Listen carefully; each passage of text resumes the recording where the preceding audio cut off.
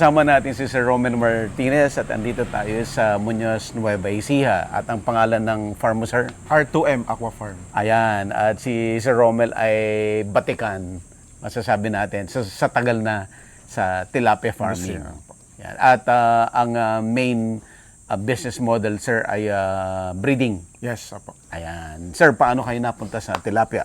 Bali, graduate po ako ng BS Fisheries. Dito po sa Central Luzon Central State Luzon University. State U. Okay. 1996. Then, nagtrabaho po ako sa iba't ibang hatcheries. Okay. Then, napagtanto ko na bakit yung mga pinapasukan ko, napapayaman ko, bakit yung sarili ko hindi ko mapayaman. Yun yung isang pumasok sa isip ko. Okay. Gusto mo bang matuto ng agribusiness, crops, livestock and poultry, aquaculture, at ma-inspire sa mga success stories? Agribusiness How It Works! As a YouTube channel, Agribusiness features entrepreneurs, farmers, organizations, OFWs, investors. However, beyond our usual content and official endorsements, Agribusiness does not engage in other business dealings with them. While our viewers and featured individuals and entities may choose to pursue business deals with each other on their own, we encourage them to be cautious in doing so. Agribusiness Connect is in its third year. Join us on August 8, 2026 at Elements at Centris. Explore the right agricultural venture for you and get inspired by industry experts' success stories. Agribusiness Connect Year 3 is co-presented by Bayer, DeKalb. A day of panel discussion, inspirational talks, business socials, and exhibits. Ask your questions in an open panel discussion with Juanjo Araneta of Central Azucarera de Tarlac, Rowena Africa of Juan Lipa AgriVentures Corporation, Dr. Richard Torno of Torno Agro, Attorney Carlo Benito Cruz of Don Benitos, and special guest speakers, Secretary Conrado Estrella III of Department of Agrarian Reform, Constantine Stan Tanchan of Aquatic Phoenix Aquaculture Group, Dr. Rosalind Wee of W Group of Companies. Who will be this year's Best Young Farmer, People's Choice Award, and Farmer of the Year? Find out at Agribusiness Connect Year 3. Register now and avail our promo discount. Find the link in the video description or message us on Agribusiness Facebook page or 0917-827-7770. Strictly no walk-ins. We would like to thank our major sponsors: Tate Aqua Feeds, Greenland Bio-Organic Fertilizer, All Certified Equipment Trading Corporation, Agridom, Metro Pacific Fresh Farms and Innovative Agro Industry, Bulacan Dragon Fruit Depot, Don Ricardo's Lechon House, Sanadu Max Power, Agrimac, and Lavon. Amo, Ako'y Magsasakang Organiko, Adinso, and Irritec, Sugarcane, and Beyond. Don Benitos, Transfer It, Crispy King. We would like to thank the following sponsors: Rumsol, Bio and Fertilizer, Rural Bank of Angeles, Asil Laboratories, Tuburan Coffee, and Tuburan 360. Rick's One, Mango Tours, Houston, Texas. Win a free trip to your chosen destination. This raffle is brought to you by BNG Travel and Tours Services. Free Aral at Gala Tour, made possible by Inspired Learning Tours. 5 lucky winners of 10,000 pesos worth of gift certificates, courtesy of Kiwami and Yabu. See you at Agribusiness Connect Year 3. Register now. And then, nung nag-asawa na ako, nagtrabaho ako ng Bureau of Fisheries and Aquatic Resources. Okay. Then, yung mga client po namin ng VFAR, kinukuha kong consultant. Wala akong pasok, sinusundo, hatid ako, ganun. I-develop ko yung hatchery nila. Okay. Then, sumagi na naman sa isip ko, ang yaman na nila pero ako hindi pa. Hindi pa rin. Opo, kasi bayad lang ng bayad, konti. Then Okay. hanggang sa naisipan ko, bakit hindi ako produce ng sarili ko. Una, ginawa ko is umupa muna ako ng mga fish ponds Okay. na existing na inuupahan ko na lang is monthly. Okay. Then nag-umpisa ako, konti-konti. Hanggang sa yung before, nagkaroon po ng konting problema dahil parang conflict of interest yung ginagawa ko. Dahil tatrabaho ko sa Yes, kanila, yes, yes. then may negosyo ako sa labas. Okay. Nag-resign ako, pinurso ko talagang mag full-time po sa negosyo na ganito. Ayan. Hanggang So, sa nabili ko na tong lugar. okay. At the rest is history. Yes. Doon ka na yumaman, sir. Hindi pa naman. Anyway, sir, tuloy natin yung kwentuhan habang magtutour tayo dito sa farm mo. Okay, sir. Anong year yung finally nag-decide ka na mag-go full-time? Nung pumunta ako ng before is 1990 1999. 99. Then after nung 1999, nagtrabaho ako ng before ng 5 years. After 5 years, nag-resign na ako. Nag-put up na ako nito. So, 99, so that's 2004. Mga ganun po. 2004 2004. nag-start ka. Nag-start na akong mag-hatchery business. Since 2004 to ngayon, 2026, ilang years na yon?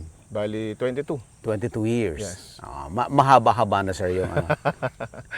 Medyo nagamay ko na, tapos dumami na yung client natin, tapos marami nagtitiwala Okay. dahil yung quality hindi ko pinapabayaan. Sunod-sunod po yung naging blessings hanggang nagiging collaborator na rin po ako ng Freshwater Aquaculture Center. Binibigyan ako nila mga ibang projects tulad nitong Aquashade. Oh, I see. Itong Okay. Aquashade na to, malaking tulong ito sa akin. Okay.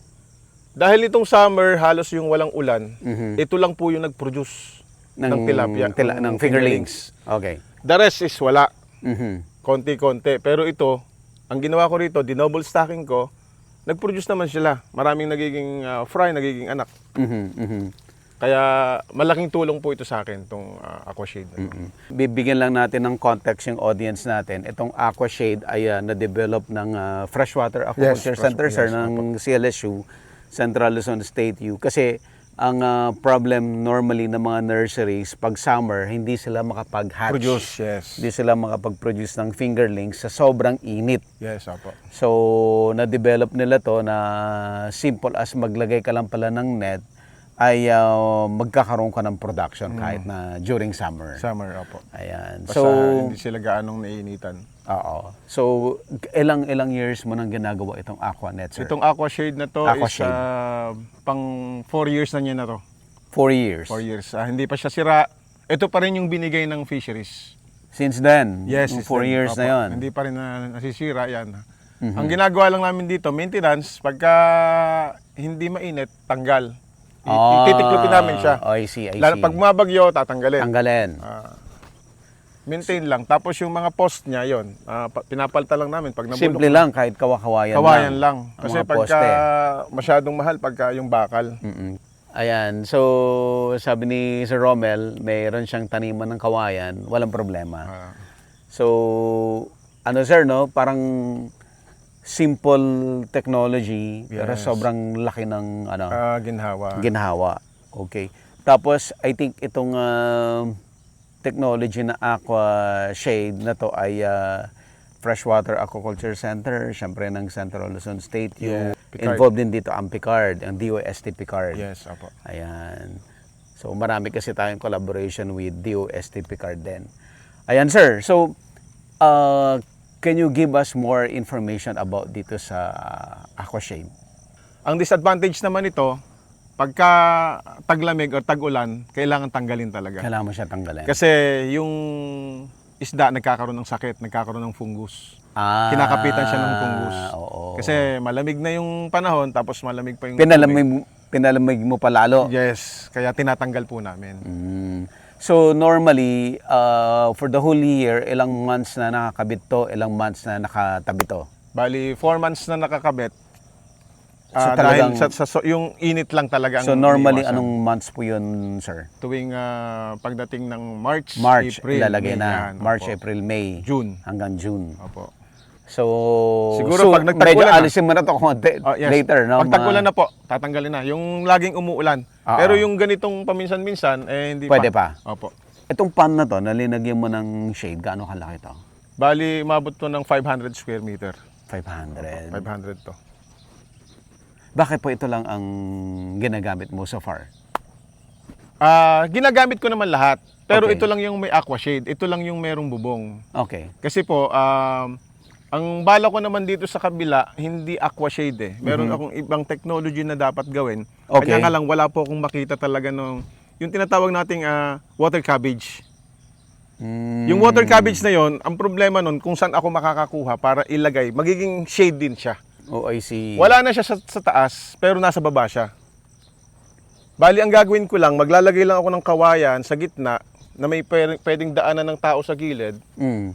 Tapos, patutubuin ko ngayon yung mga water cabbage din sa ilalim para yun yung mga silungan ng isda.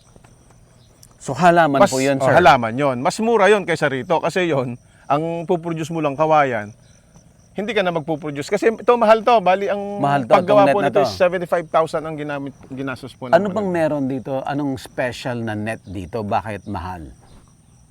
Kailangan magaan siya, tsaka matibay. Okay. Kasi yung ginagamit po nating ibang net, medyo pricey talaga. Kasi mas mura pa nga to eh. Yung fine mesh naman, yung ginagamit po natin doon sa mga greenhouse, masyadong pricey talaga yon.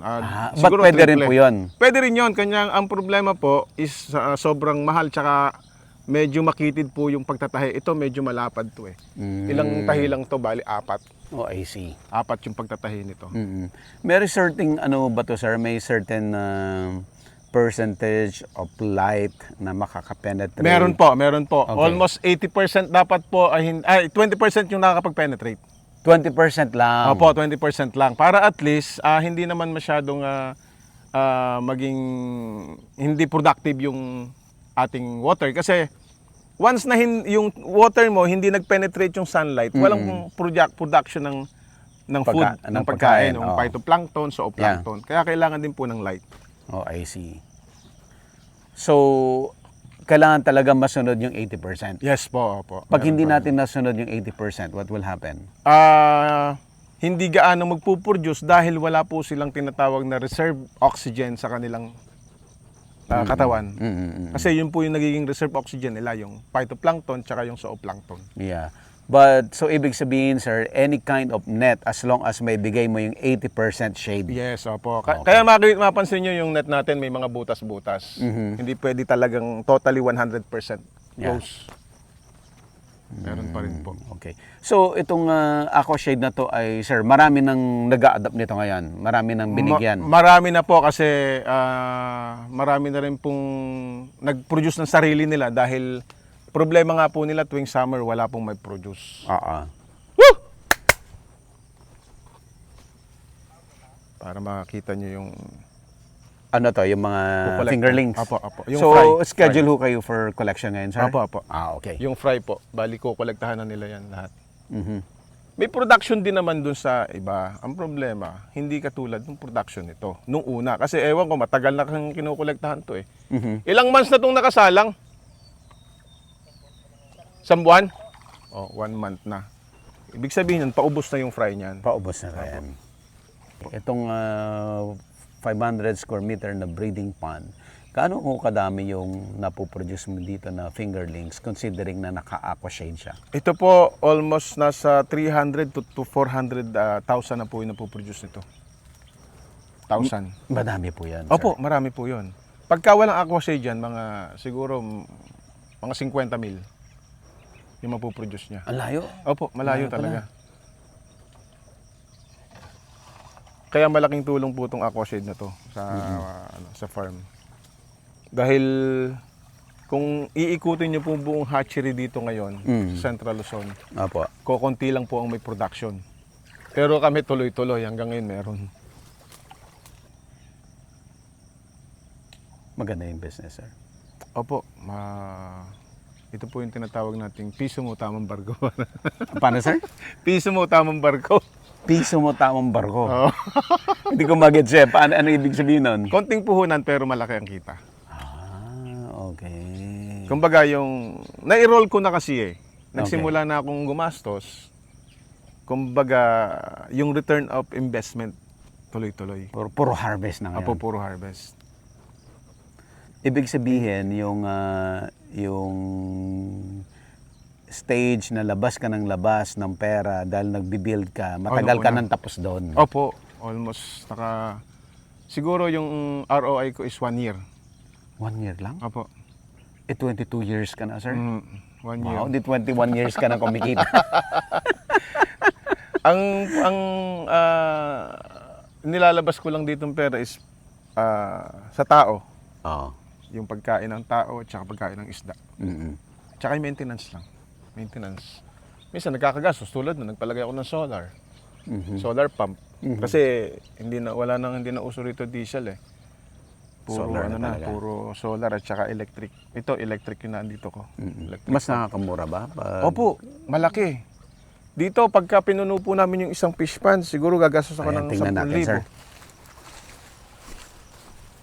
10,000. May nakuha po ba? Meron yan. Ngayon lang kinolektahan ulit.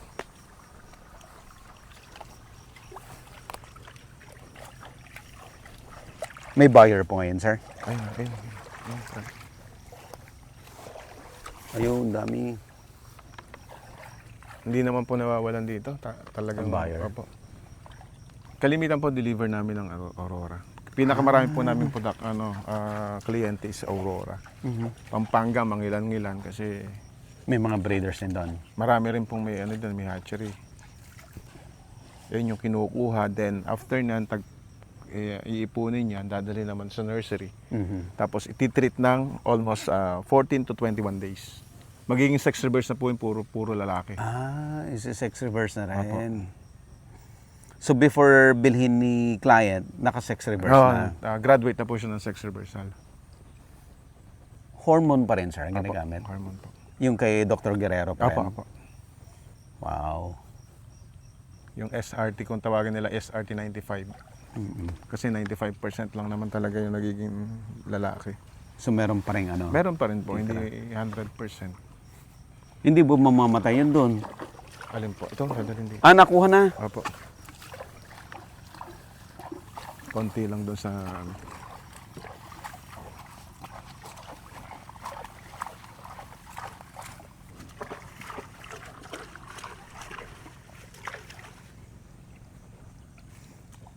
Yung asawa ko, graduate din po ng fisheries, classmate kami.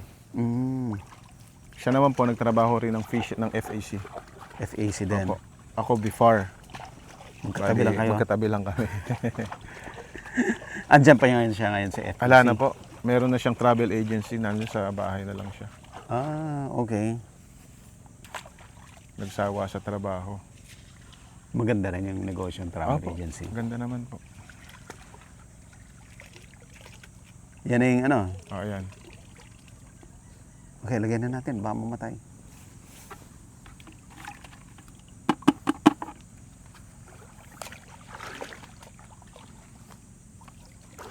Tansya mo, sir, itong nakuha nila to, gaano kadami yan? Ano lang po yan? Mga 5 to 7,000 lang po yan.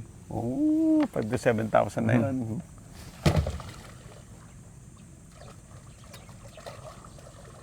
Diyan naman po sa ganitong negosyo, pasipagan lang ng tao talaga. Mga tao. Mentras po na masipag silang mag-collect, maraming mapuproduce. Kasi sa buyer, walang problema. Walang problema. So, ang gandang negosyo. Walang problema Dahil, sa buyer. Production lagi. Ngayon po, may ano. naka-reserve na ako na 4, 5, 6, mga 700,000 na po yung order sa akin. Na kailangan kong may produce, ngayon wala pa. Wow. kaya po, Magkano halaga nun, nung ang numbers na yun? sa 100,000, 40,000 pesos po eh 700 po. Wow. Kaya po sa 1 million, meron kang 400,000 Wow. pesos. Yung napuproduce po rito is nasa, ngayong buwan na to siguro mga nasa 2.5 na po. 2.5 M. Million. Mhm. So that's 1 million.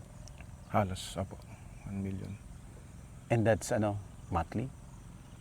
Pag maganda po yung production, monthly po yun. Kaya yung Apo. monthly pag maganda production. Pag hindi maganda, Siguro may kita naman mga 200,000, 300,000.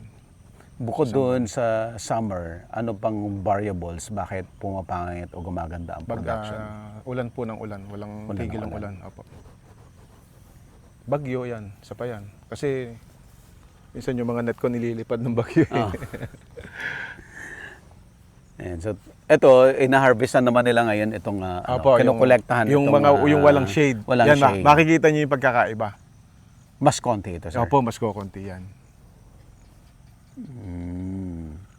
Sir, yun na-mention mo kanina na may balak ka na gumamit nung yung plant, ano tawag mo Opo, doon? water cabbage. Water cabbage. Opo. Saan makukuha yung halaman na yan? Ang alam ko po, meron dito sa parting Pampanga, kaya pag nag-deliver ako ng Pampanga, kuha lang ako ng konti, pararamihin ko na lang siya. Anong itsura ng water cabbage? Para po siyang repolyo na nakalutang po sa ibabaw ng tubig. Opo, para pong siyang repolyo na gano'n. Pero hindi naman talagang nakadikit na gano'n. Magkakahiwalay naman. Malalaki rin yung dahon niya. Tapos nakalutang. Hindi naman siya hyacinth, hindi rin siya water hyacinth ba yung tawag doon? Oo. Yung water lily. Oh, hindi, iba pa yung water lily. Iba pa rin yung water hyacinth. Water cabbage siya na nakalutang. Para siyang asola na malalaki. Aso lang malalaki. Oo. Sobrang laki? Oh, laki talaga. Kasi laki Parang ng repolyo. kasi laki ng cabbage. Opo. Saan po nanggaling yung halaman na yan? Ligaw lang po yun. Ang problema nun, Makati. So, meron tayo sa Pilipinas talaga Opo, nun? opo, meron. okay. Marami rin po kami dati dito. Pinatay ko na lang kasi nga nung nagtag-lamig, medyo lumamig yung tubig, tatanggalin mo talaga yun. Dapat pala linilipat mo lang. Para hindi mamatay. Sinabi ko na rin yung remedy about dun sa sa kanya nga lang syempre inaano ng fisheries itong aquashade eh. Oh, I see. Oo. Tanyo oh. Wala. Wala? Oh, wala. Puro magdire-diretso yung tag-init eh. Wala na pa nakuha dito. Wala na oh, malalaki na yun. Puro mga naunang Ano yan? Pwede pa yan, yung malalaking yan? hindi na po. Sa reject na po yan. Bakit sir? Po. Bakit reject? Kasi kokonti, wala siyang kasama. Ay hindi naman kinukuha ng Dapat magkakasize kasi. Opo. Tsaka magkaka-size, magkakapatid. Oh, Magkakabatch. Magkakabatch dapat. Tanyo po ang pagkakaiba, wala yan, pero ito ang dami, di ba? Mhm. Yun yung comparison ng aquashade. Kaya itong ginawa ng fisheries na to, maganda to. Fisheries, meaning Freshwater freshwater Center. aquaculture center, yes. Maganda. College of Fisheries. College of Fisheries. Doon sa nursery. Nakakapunta tayo sa nursery. Yes, paglalagay sa nursery. So, hintayin nyo kami ha. Kuya, hintayin nyo kami ha. Para makita yung paglagay. Sir Romel, nung nag-start ka, Opo. capital intensive. Oo, kasi yung pagpapahukay. Mm. Siguro po, gumastos ako rito mga nasa 1.5. Million. Opo. Bukod, Yung pag-develop lang. Opo, pag-develop. Bukod po yung lupa. Okay. Yung lupa, binili ko rin eh. Magkano yan? Bali, nabayaran ko ng halos mga 2 2 M. million. Opo. Pero yung nung araw yun. Yung araw pa po yun. So, pag yung halaga ngayon nun, gaano kalaki yun, sir? Siguro, mabot pa po na ng 5 na to. Ngayon? Opo. Yung lupa pa lang? Yes, opo. Tapos yung development mo dati Yung na develop- 1M, ang Mga doble na po yun. 2M, so mga 7 million. Yes, opo. More or less, parang ganyan. Tapos na ROI mo kaagad, sir, yun in just 1 year? Oh, yes, opo. Sa kalakasan nun.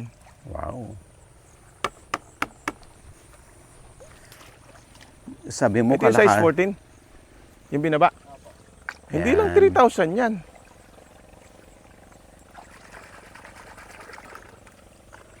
So, paano? Ganun niya palabasin yung dumi. Galing ah.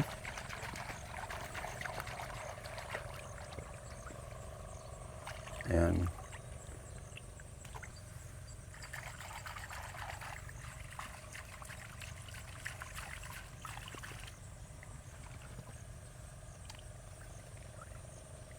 Ilan ang tao mo dito sa farm, sir? Bali, ano po sila, 4. Tuloy-tuloy, may maraming trabaho. Opo.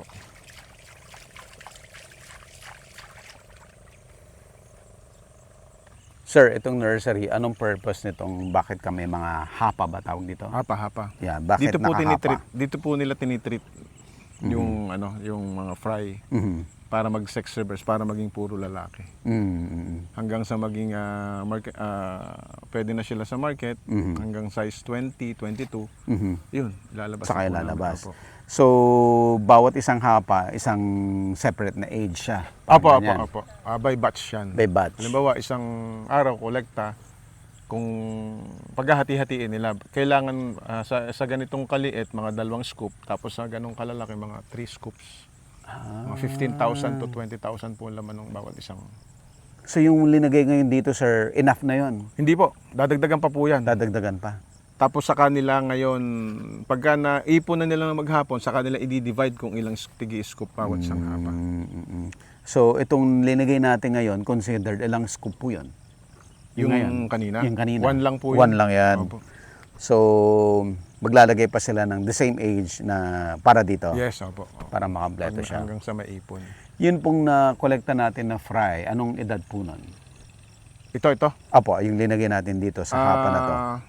Kung tutuusin, mga 9 days pa lang po yan, 9 days old. Okay. From dun sa dun sa pagkaka-stock, Apo. pagkakabuga. 9 days pa lang. Halimbawa, inirelease nung Nanay. ng nanay yung tapos kinuha nung tatay. Mm. Yun pa nung sisimula yung 1 day. Okay. Tapos hanggang sa maging 9 days yan na yun. Ito yun yung Opo. 9 days. Ang tawag dyan ay swim up fry. Swim up fry. Mas maliit na fry yun. Apo, swim up fry. Okay. Kasi po yung mga may dalawang klase ng fry. Yung fry is yung may egg pa may yolk sac pa.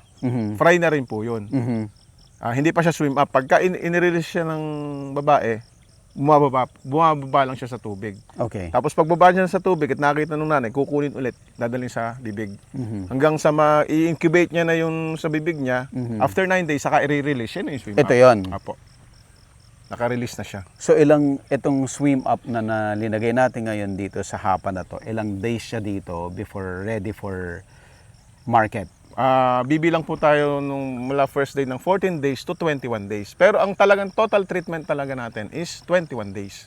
21 Nung days. araw po, nung ginawa ni Dr. Guerrero yan, 14 days lang. Okay. 14 days. Ngayon, ang naging problema sa 14 days, medyo parang naging SRT 90 lang. Sex reverse tilapia, 90%. Okay. Ngayon, sabi niya, mas maganda i-increase natin yung days, gawin natin 21 days. Ginawa nilang 3 weeks.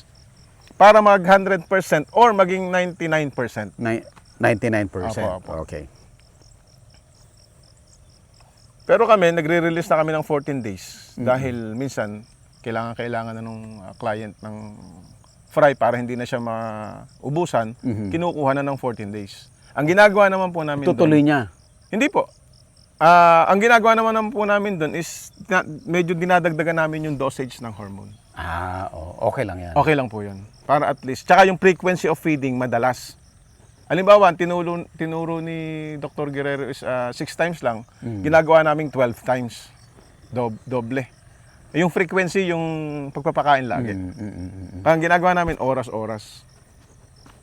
12 hours.